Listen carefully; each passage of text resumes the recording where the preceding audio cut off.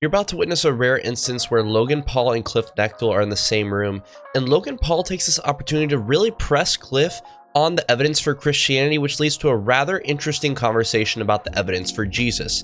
I'm gonna let that video play out, and then I'm gonna give my thoughts in the back end. Let's get into it. Okay, so the soul is the person that can be shaped by human experience. So like if you were to like run a simulation of like Cliffe, 100 simulations of the life of Cliffe in some future distant world, do you become a pastor in all 100 of those simulations? Is every one of those simulations, is Cliffe a good guy? Especially if the human experience that each Cliffe experience or goes through is different. And then does your soul become a different thing? I don't think so, because that smacks of determinism. It's in the stars. It's written in the stars. You have to do this. You have to go down this path. No. When I fall down a set of stairs, I don't pick myself up at the bottom and say, phew, glad that's over. No, I pick myself up at the bottom and say, idiot, pick up your feet. Don't stumble down the stairs. It's really painful. In other words, it's not been predetermined. That's this whole issue of free will. That's why I hold you responsible and you hold me responsible for what I do, for what I say, because you know I don't have to do it. It's not a script. Exactly. It's not a script. This whole idea that God writes on a piece of paper, which you and I are going to do tomorrow, locks it in a bank vault, and then you and I have to do what's written on the paper. That's determinism. That's fatalism. No. No, we're human beings created in the image of God, which means God partially limits his power by giving us a free will, and then we choose what we do. But God does hold us responsible, and that's why I love what you pointed out about the importance of responsibility. But you know, Logan, you and Jesus are, I think, a little closer than you might realize when you talk about justice. That's going to get clipped up, man. Okay? Justice. That's going everywhere. The reason is, why did Christ die on a cross? He didn't die on a cross because God is lovey-dovey. He died on a cross because God is just. And because God is just, the penalty for evil is death and hell. And Christ went to the cross, paid that penalty. Why? Because God's lovey-dovey? No, because God is just. The penalty for human evil must be paid. Oh, that's not cool. That's not cool. Oh, that's very cool. I understand you're an expectant father. Little baby coming into the world? Little baby girl. Your mom was bragging to me about it. Yeah. Little baby girl. Sounds good. Yep. All right, Logan. Now let's talk theoretically. Okay. Let's say somebody murders that little baby. God damn it, Cliffe. Didn't even get a chance to do anything. Didn't even make one video. Good response, Logan. Horrific out. I wasn't expecting this. Cliffe, All right. come on, dude. Good response. Yo, that's the hook. Sorry, Grandma. Yo, sorry, Ma. Ex-grandma. She didn't make it. Damn, dude. Okay, I love your response. What? Why? Because you know very well that if the police or the judge lets that dude off scot-free, your baby does not matter. Now, what's fascinating is the way so many secular people will say, well, God's just love, so there's going to be no judgment. Really? So God doesn't judge the guy who murders my child? That's a clear statement on God's part. Your child, Cliffe, does not matter to me. Therefore, I will not judge the guy who murdered your kid. Well, let's get one thing straight. God doesn't care about your kid.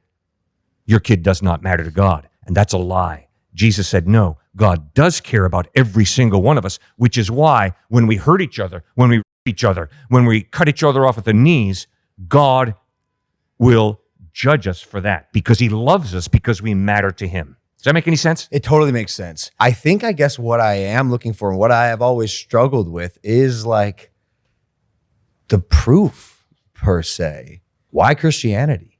There's so many denominations out there. And to be able to like put your foot down on one, especially when they all have such positive teachings for the most part, it's just so hard for me. I just don't know if I'm willing to make that assertion just yet. First of all, you're right. I can't prove God. But Logan, I think you've got God bearing down hard on you through your mom. I think it's real clear that your mom loves you. Is that true, Ma? She's holding the cross. Can you at least get a thumbs up or something? She just holds up the cross. She's like, can't discuss the love of Logan. But here's a cross. I do love Jesus. I don't think that your mom's love for you is simply a chemical reaction. I think your mom has made a decision over your entire life to care for you, to provide for you, to protect you, to sacrifice for you.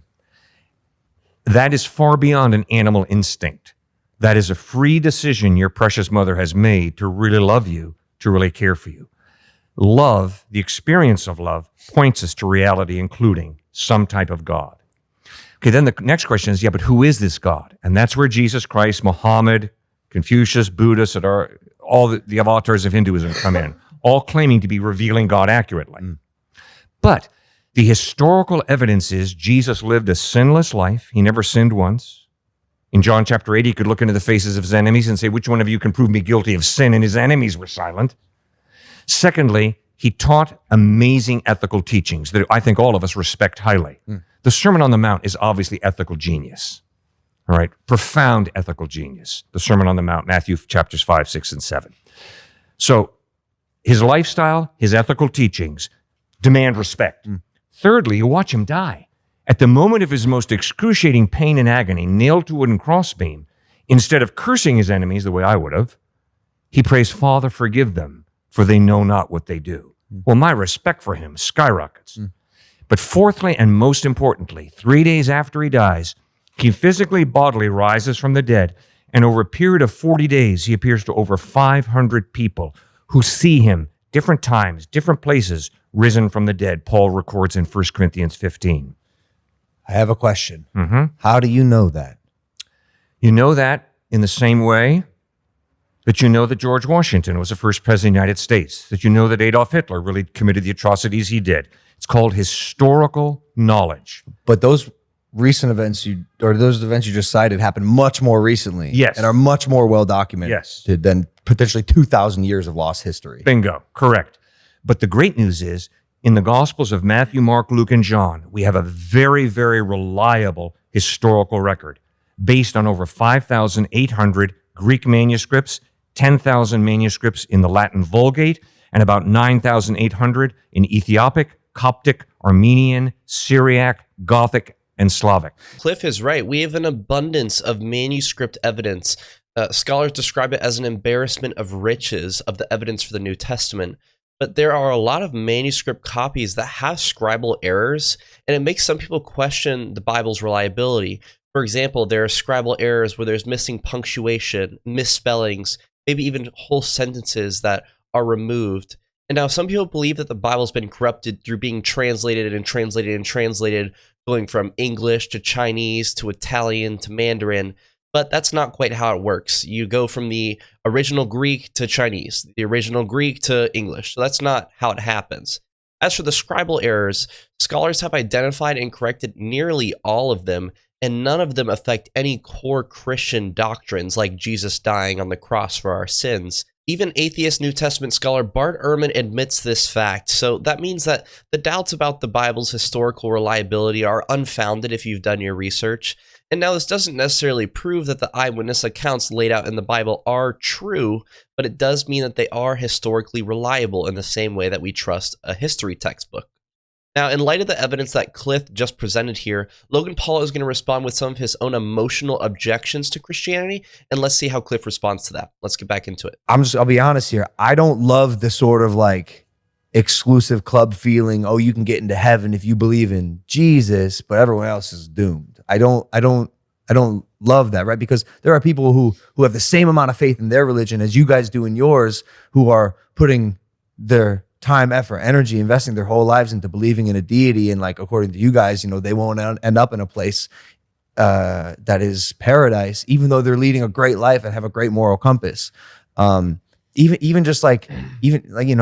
the whole like gay marriage thing, like correct me if I'm wrong, right? But according to Christianity, like gay marriage isn't allowed to be a thing. And I know there's a lot of circumstances of like a gay child being resented and even alienated from their family because they have super religious parents. And I hear those stories and like I hurt for those people because a decision is being made based on a set of beliefs that people are so bound to, but then they throw the love aside for someone in their family. Yep. And that kind of bothers me. Sure. But remember, Logan, the legitimacy of faith is not determined by passion. If you're passionate about thin ice on a lake, I really believe this thin ice is going to hold me up. That doesn't matter. Yeah. You walk out on that thin ice, you're going through, sir. Yeah. So the legitimacy of faith is determined by the trustworthiness of the object of your faith. If it's thick ice and you believe just a little, and you step out on that ice, it's going to hold you up. And you know that. If you trust a criminal, he's going to rip you off. If you trust a reliable person, that's good. Now, here's where it really gets tricky. Let's be a skeptic, right? Let's doubt. Okay, let's start right in here in this room. I doubt you and I doubt you. I doubt me too. All right. I think I doubt him. Now, there's nothing wrong with I doubting. doubt myself enough for all of us. Exactly. Okay. But I can push that too far. I can get to the point where I say, in spite of the evidence that you two guys are reliable, I'm not going to trust you. I'm going to be a hyper skeptic. Skepticism is good, but when it turns into hyper skepticism, watch out. Why is it so dangerous? Yeah, why? Because I'll never have the privilege of being your friend. If I'm always skeptical about you, if I'm always doubting you, I will miss my friendship with both you and him. That's an extreme. You know, you like hyper skepticism. Right. Sure, I don't sure. think I don't know if it's as extreme as you think. This is the person I was describing before. I'm so smart because I question everything. The issue with these people is you provide absolute proof that their questioning is leading them down the wrong path, and they're still unwilling to accept that as a proof point. Hyper skepticism, sure, but just like becoming more prevalent. Just to question and doubt and not accept everything you see at face value as truth. I don't think Jesus said you better do that. Oh, he did? He said, beware of false prophets. They come to you in sheep's clothing. Inwardly, they are ferocious wolves, and they will eat your lunch. Okay, Fair but enough for you. how can I subscribe to a faith when there are such obvious contradictions within the codex itself that make it really hard for me to say that makes sense? Because if you live a life based purely on logic, to Cliff's point earlier, how could you believe in friendship, love, any of these things that have no natural explanation? There's no logical explanation as to why you feel love. Okay, then why does an animal feel love? Why when a mother? I don't know. You tell me. What's the logical explanation for the feeling of love? Wait, so next time you see your wife, are you just going to say, hey, this is my oxytocin going off right now? We really don't have it. That is what he would. No, that is what he would. I love her. I love her. But what is love then? If it's from an atheist, if there's no God, Yeah.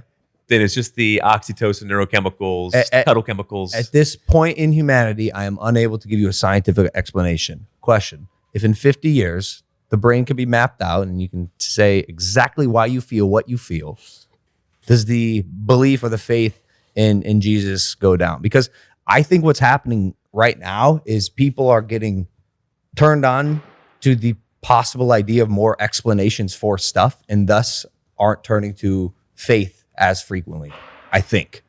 All right, but I think you've raised an issue consistently now, Logan, that I'd like to address, which is science and faith in God, science and ethics, science and morality.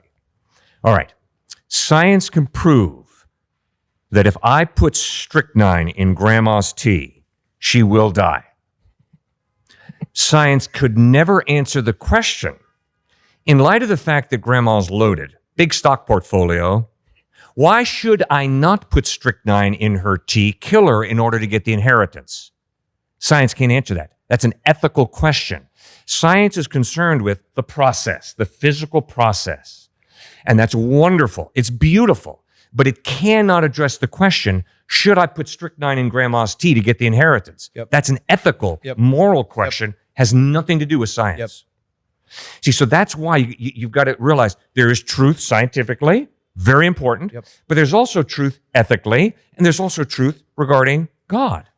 And your good buddy has just talked about his experience, which is not a scientific thing, but it's his personal experience that took him out of drug addiction, right? So, but it's a different type of knowledge. Totally makes sense. Makes sense? Because I can't explain why I feel certain things in the way I feel. Good. And if I were to seek explanation like I do with some things that maybe can be described with science, perhaps faith is a good answer to that. It's crazy to see that at one point Logan Paul was mocking God in the past, but it seems like he's kind of turning over a new leaf and he's genuinely investigating the claims of Christianity. And in this investigation, I feel like Cliffe could have done a better job at explaining to Logan why hyper-skepticism is problematic. Because he touched on that he could miss out on good experiences with Logan, maybe friendship, but he didn't address that this hyper-skepticism is also illogical and self-defeating. Overly skeptical individuals will often claim that there is no objective truth or that all truth is relative, but Both of these statements are self-defeating. The first statement claims to be true while denying the existence of truth, and the second one claims to be objective while denying objectivity, so they both result in contradictions. If the skeptics acknowledge this, then they'd likely admit that truth does exist, but that it's just impossible for us to find out what it is. But again, this is another self-defeating statement because it asserts that it's true that we cannot know the truth, which is, again, contradictory. And if the skeptic is intellectually honest, then they'd have to accept that just because they don't know something doesn't mean that we can't know something is true. And so that raises the question, what can we know to be true about religious truth claims? Well, to start, I think a great place to look at is the extra biblical sources that come supporting the Bible. There are 11 that we know of that are pretty prominent. There's the historian Josephus, Tacitus, Mara bar Cyprian, Suetonius, the Talmud, Pliny II, Lucian, Celsus, Thales, the Dead Sea Scrolls, and James Ossuary. And they all testify to the fact that Jesus was a real historical person and that he really did die on the cross and suffered under Pontius Pilate, the Roman governor, in either 30 or 33 AD. And his disciples believed that Jesus did rise from the dead and appeared to them post-mortem, and most of them went on to suffer and die for what they claimed to have saw. And human psychology says that people aren't willing to die for something that they know to be a lie. And we can historically verify the disciples' martyrdom and dying for this fact from the writing of the early church fathers like Tertullian, Polycarp, and Origen of Alexandria, and other ancient historians like I mentioned, Josephus and Eusebius. And now, if we want to investigate this further, I recommend checking out the video on screen right about here. It's Dr. Gary Habermas giving his minimal facts argument for the resurrection of Jesus that historians are not able to deny and led a generation of scholars to come to Christ from critically acclaimed academia. So if you want to see more evidence, I highly recommend checking out that video. With that being said, have a great day, y'all. Bye-bye.